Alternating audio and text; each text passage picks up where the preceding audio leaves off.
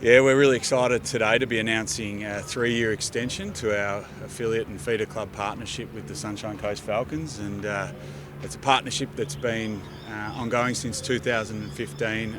A wonderful partnership with a great club and great people in Ash Robinson and Chris Flannery, and we've had a number of players come through the system up here on the Sunshine Coast.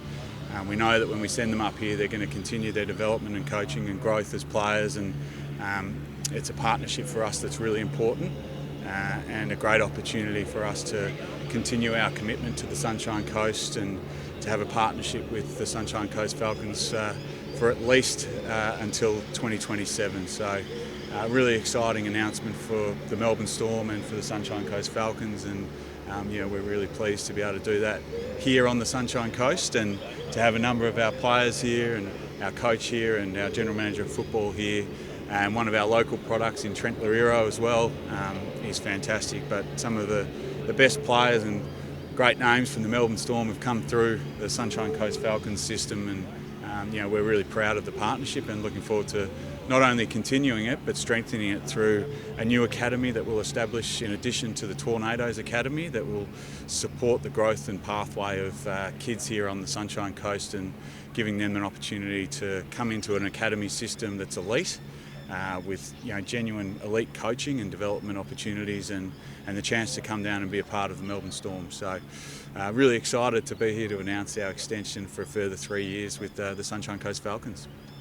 And obviously that comes on the back of the North Sydney announcement yesterday, so 3 teams now. I'm guessing, what is it, basically an even spread of how the allocations will work around the 3 teams? Yeah, that's right. We'll send players to all 3 clubs next year, so that won't change. We think that we've got now, with list sizes growing each year, more development listed players, a senior academy on the ground in Melbourne, that we'll have ample players to be able to send to 3 feeder clubs next year. So we'll continue obviously to have the Sunshine Coast and Brisbane Easts, as well as a new partnership with the North Sydney Bears, which gives us a presence in New South Wales and an opportunity for us, for our New South Wales players, to be able to go home and play when they're playing for their feeder club as well. So this ends until the end of 2026, is that correct? 2027. 2027. Wow, that's good. So that's obviously a good partnership for the Falcons, because obviously there's been a bit of talk about having an NRL reserve grade competition, and we weren't real sure how the future was going to be with the Queensland Cup, but obviously you guys are pretty confident of where it's going. Yeah, we think that this model is the best model for us, to give us and our players the opportunity to come and play at a great club and in a really high standard competition. We're really confident and comfortable with the coaches and the administration at the Falcons, and we know that they're getting the best possible opportunities when they come up to play here. So the structure really works well for us, and we're going to continue with that structure here in Queensland. Chris, how important was this for the Falcons to get this pen and paper on this? Yeah, look, it's extremely important. Our affiliation with the Melbourne Storm, I think, is one of the best in the country. It's obviously a very successful pathway to the NRL for our local players, and to see this extended, and the Storm not only invest in our Host Plus Cup team but also our juniors, from our under 15s all the way up to our Host Plus Cup. Obviously our male and female pathways there. It's real exciting for the club, and I guess just ensures our future stability, and being linked to a club like the Melbourne Storm, it's certainly a exciting announcement for us today. And I guess with the 3 clubs now, in a way it's probably almost a good thing, because I know Hendo says some weeks that sometimes fitting 7-8 Storm guys into a team is really difficult. Maybe now getting 3 or 4 each week, and you've got your obviously good core group of local players, it might actually almost be the perfect fit. Yeah, look, it could be. It's having 3 feeder teams, I think, is only going to obviously enhance the Melbourne Storm footprint in both New South Wales and Queensland. But yeah, as you say, sometimes when you do have a lot of players, obviously we've got some really good local players here on the Sunshine Coast, and a few of those players do get displaced. But I think when you've got full-time players coming into your team each week, you're never really going to complain about getting too many. But look, I think it's a really good fit. If we're getting 3 or 4 or 5 or 6, we always welcome the Storm players with open arms, and it only strengthens your football club and football team each week. Were you always happy to continue with the Storm? There was no thoughts of going down the Dolphins path?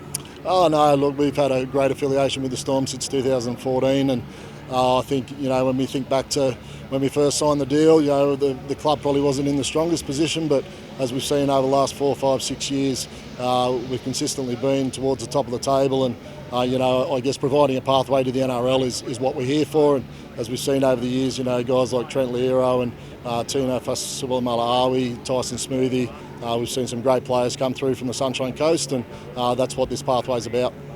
Tell us a little bit about what this event is today for the Lightning. Yeah, really exciting day, bringing together the Sunshine Coast business community for our first Executive Club Business Networking event. We've got more than 200 people here today at Twin Waters for the event. Really an opportunity and a platform for local businesses to come together and connect, under the umbrella of the Storm Group, which incorporates obviously the Melbourne Storm, Sunshine Coast Lightning. We've got our head coach from the Lightning here, Belinda Reynolds. We've got our head coach from the Melbourne Storm here, Craig Bellamy, who just this week signed on for another year as our senior coach. So bringing the two clubs together, bringing the business community together at a business networking lunch, we hope it's a huge success, and we can build on this in years to come. Just on the Super Netball as a whole, we obviously saw yesterday that Collingwood might be considering their options as far as staying in the Super Netball. From an outside perspective and looking in from the Lightning and Storm's point of view, I mean, are you pretty happy that that's maybe just a one-off and a one-off club situation? Yeah, look, from a Melbourne Storm and Storm Group point of view, we're all in on netball and the Sunshine Coast Lightning. We love our partnership with netball in women's sport at the elite level. The club was established here by the Melbourne Storm. It's enjoyed great success and built a really solid foundation, and is well and truly respected and revered across the country as one of the best elite sporting clubs, in women's sport. So, for us, it's a really important partnership that we're really excited about continuing to grow and strengthen over the coming years. And we think that netball's got a huge amount of growth.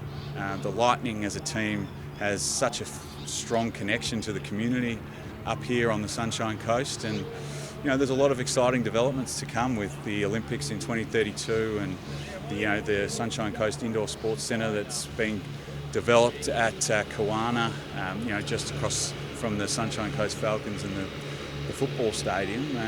There's a heap of excitement around what's coming here on the coast, and Melbourne Storm is committed to being involved and a part of that.